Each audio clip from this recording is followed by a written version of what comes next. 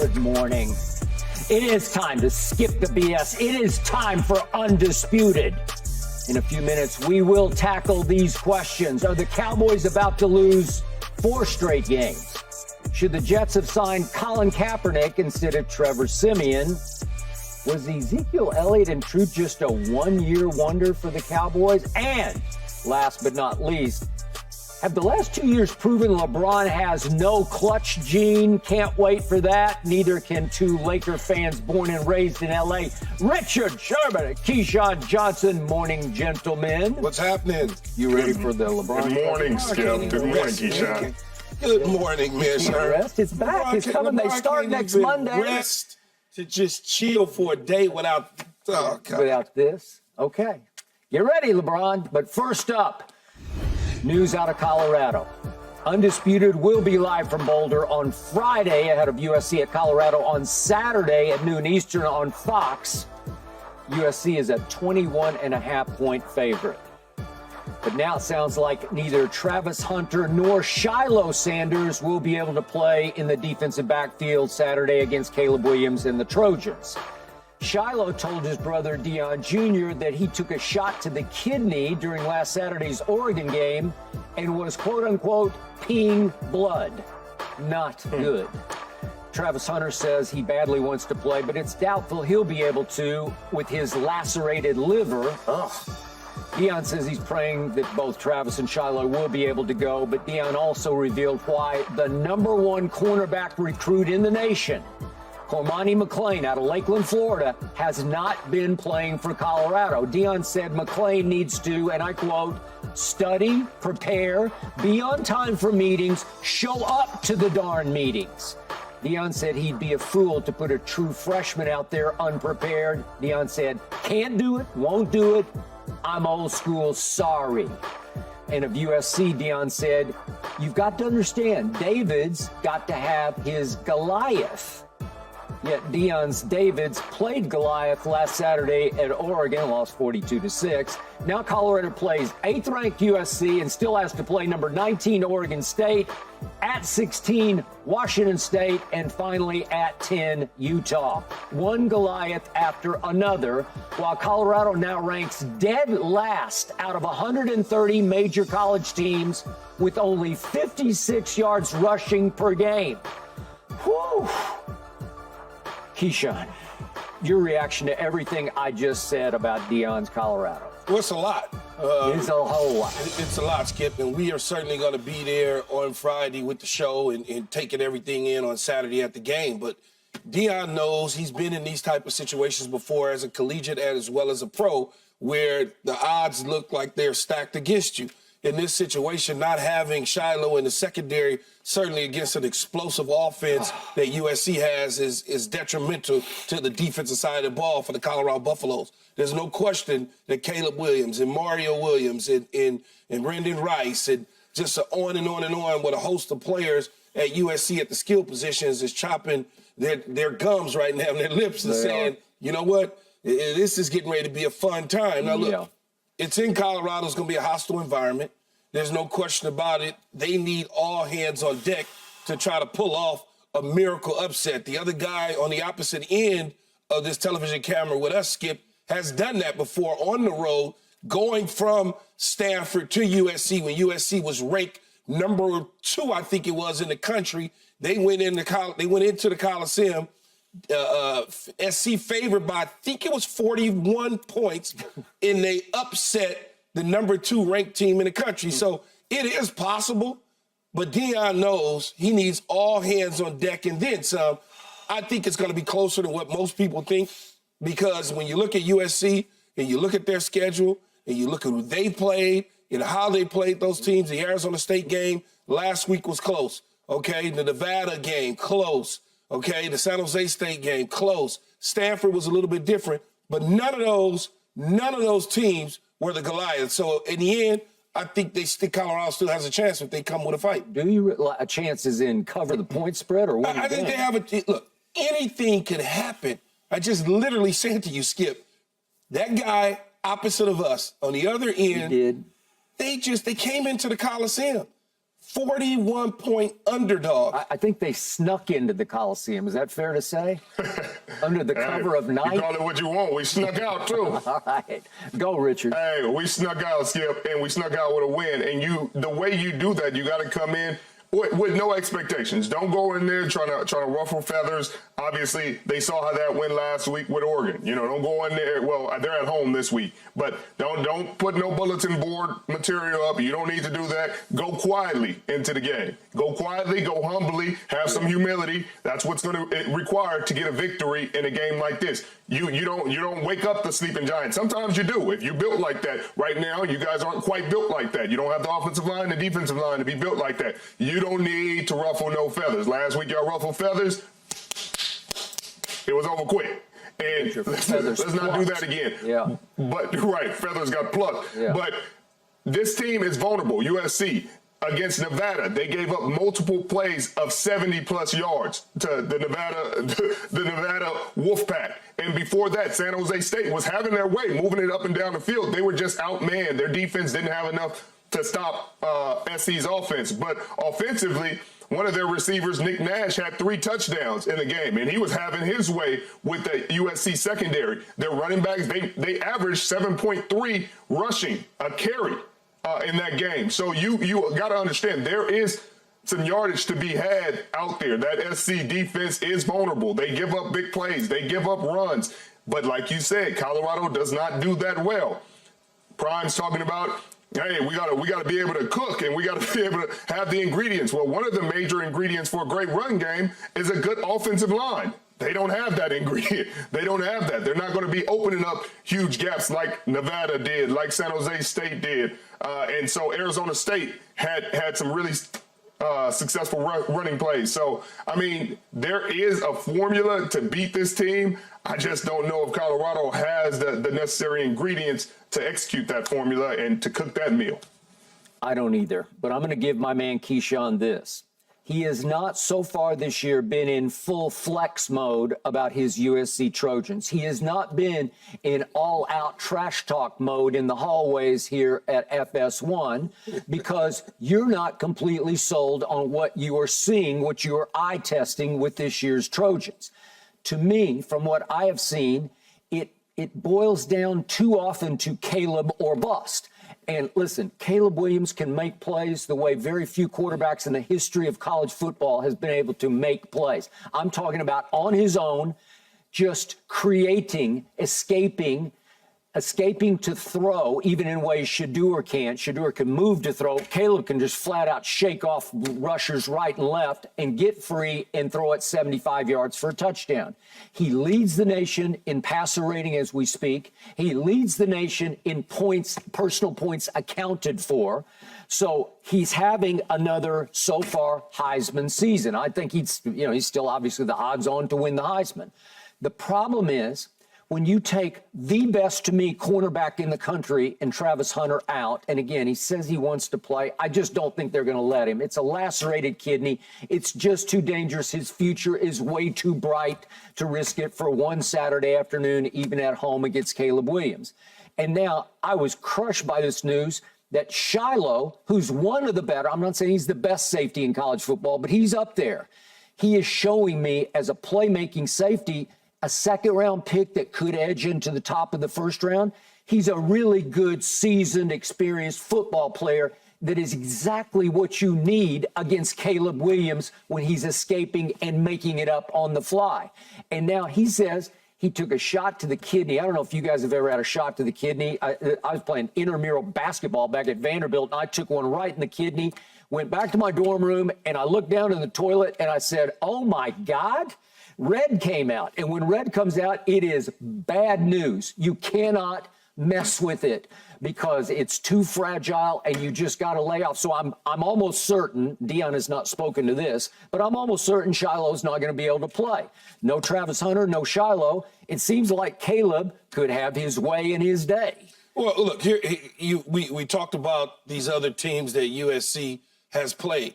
These other teams have not had a Travis Hunter. And they have not had a Shilo Sanders in their secondary. No. And USC at times have struggled to get and convert certain down and distance, although their offense comes alive at certain points of the game.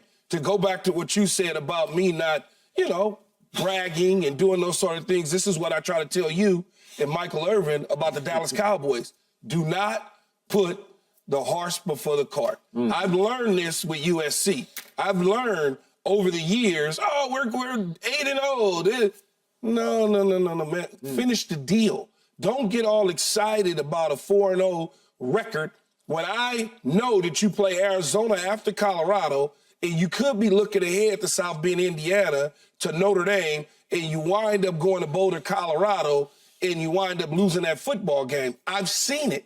Again, I must mention for the umpteenth time, the guy on the other end of the cameras came into the Coliseum, 41-point underdogs, popped us, and flew back to Palo Alto celebrating on the airline. So I'm very cautious when it comes to certain situations when it comes to USC, especially on our defensive side of the ball. Yes, we've gotten better. We got Bear up front, transferred from Georgia. He's done a tremendous job since coming over. But at the same time, there's just there's something in the air that tells me, be careful pounding your chest with a wounded buffalo, so to speak. And they're gonna find a way to get big plays. Shedeur is frustrated about how it went last week. SC has a solid defensive line. I didn't think Oregon's was as good as they were, but they sacked them, 6 times, 7 times? But I think there are plays to be had. They're going to have to push the ball down the field. They're going to have to be creative defensively. The Colorado Buffaloes, of course, I'm talking about, they're going to have to do things other than what they've done against Colorado State. They're letting their crossers cross left and right and left and right. Everybody in the audience, everybody in the stands knew the plays that they were running, and for some reason, Colorado couldn't adjust. They run man coverage in situations you should run zone. Then they run zone coverage and miss tackles when they know where the ball's going and know where the guy's getting to. So you got to be more creative than that as a defense. You got to mix up the coverages because Caleb Williams is a talented player. He's seen a ton of looks. He's been around the block. He's going to make plays. In order to survive this game, you got to be disruptive offensively and defensively. You got to take your shots if you're Shedeur Sanders. You got to say, F it. I've seen these corners get beat for touchdowns. San Jose State beat them over and over and over before they finally adjusted. But those plays, they didn't look like all world beaters. They looked like guys that could be had. And if they expect to win this game, they got to be fearless in the way they attack the secondary. Here's what I would say, Skip, when we're looking at Colorado versus USC. USC's first 3 games were at home. They went to Arizona State in a sold-out crowd, a hostile environment. They fought their way to get out of there. This is the first team that USC will see from an offensive standpoint in Colorado with team speed, meaning the speed can match what USC has from a skill position standpoint. The other teams didn't give them that. They're going to Boulder, Colorado. It's a different environment, sold-out crowd. So this will be their first real test on the road. Now, I am picking my Trojans, there's no question about it. But I have a pause there, too, now.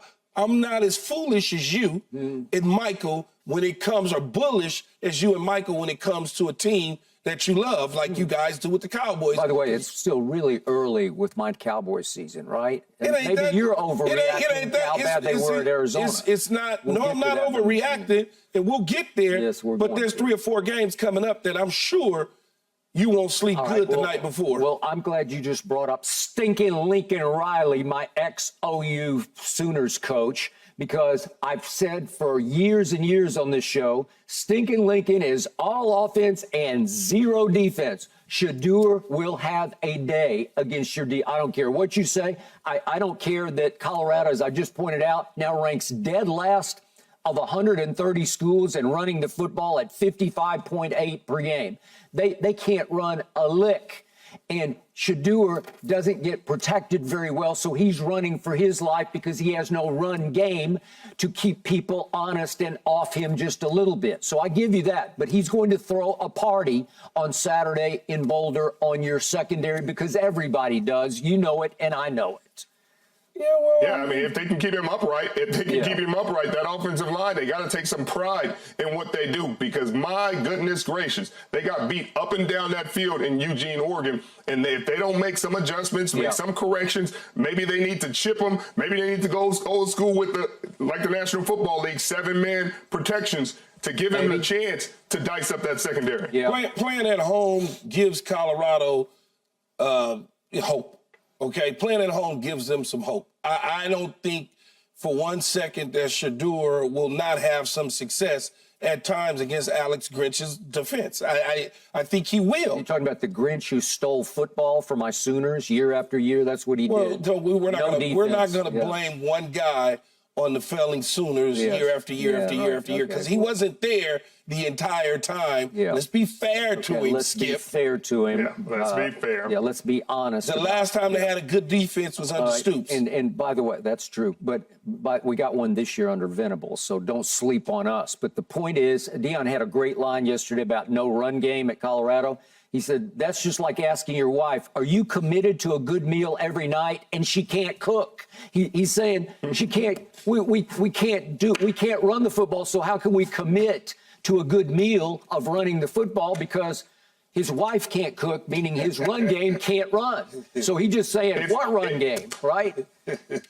It's like you talk about the basketball players who don't have the fundamentals, kids shooting threes from half court but can't make a layup. That's usually fundamental baseline of how you start an offense. You have a good run game, you have a good scheme, you play action off that, but he knew he had a talent in his son Shedeur, so that's what they focused on.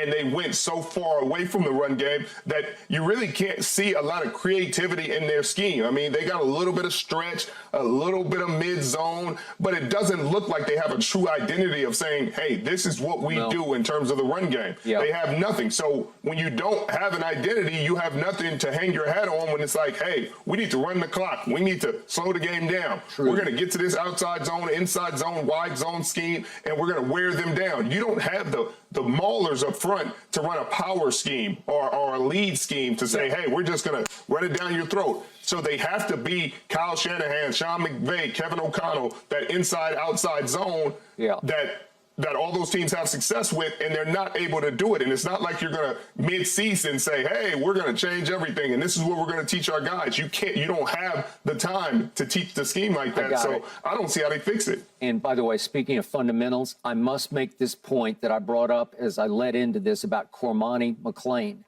When Deion signed him out of Lakeland, Florida, I said, oh, my God, he did it again. It's Travis Hunter II. Cormani McLean was by far the best corner in high school football last year. 14th overall, but he was a top corner. My point is, Deion just laid it on the table yesterday to the media, and he just said, if you're not going to prepare, you're going to be late to meetings, and sometimes you're going to completely miss the meeting. Deion will not play that game because you're not going to play in his game. And as he said, I will not allow it. I can't allow it. I'm old school, sorry. For all the flash and dash that people see around Deion, you have to understand. I covered this man when he played for the Cowboys. He is as old school, fundamentally sound as you can get. He played that way at cornerback. He played the right way. If he picked you off and he picked six you, yeah, he's going to dance on you and he's going to go into prime time. I got it. But as far as knowing how to do it the correct way, teaching it and coaching it the right way, he's as old school as any of those good old boy coaches who now resent him. He does it the right way. His staff does it the right way. And I was shocked by this because I thought Cormani McLean, opposite Travis Hunter, would give them very possibly the best cornerback tandem in all of college football. You guys respond. Skip, that is true. It would have given them the best tandem potentially in all of college football. But if the young man who's probably 18 years old hasn't grown up from the time that he landed on campus to today, then he's not going to play. That is the reality of it, and Deion is 100% correct. Why would I put somebody out there that's not prepared? Not only does he hurt the team, he also hurts himself. And if you are a good football coach, just because you recruit a guy who's one of the top players in the country, you don't throw him out there if he's not ready. It hurts your team. It hurts his growth. It hurts his maturity. So I'm all for it. kid will learn and he will be better for having the opportunity to sit and wait.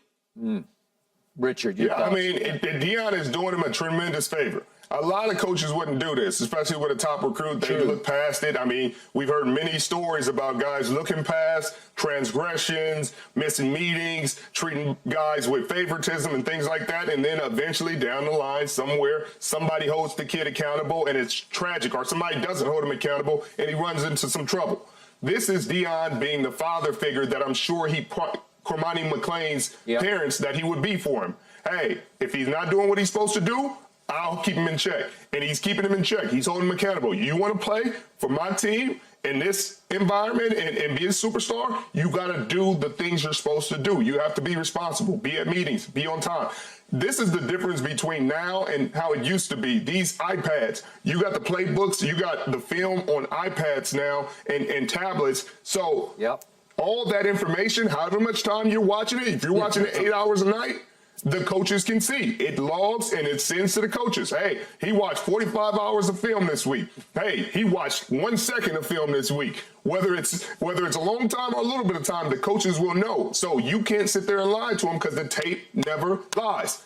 And so I feel bad for Cormani McLean, and I feel bad for Prime because you're in this transfer portal age where the kid likely will say, hey, I'm going to take the path of least resistance and just go where somebody else will give me a chance and not hold me accountable. But hopefully he sticks around and develops into the player everybody knows he can be.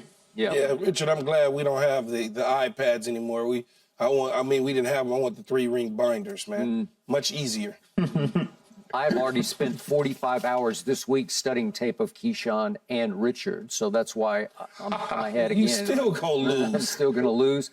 Anyway, to sum this up, we're still looking ahead to Goliath, as I just pointed out as we led into this, that they still have to play Oregon State, and Washington State looks really good, especially up there. Washington State is a problem.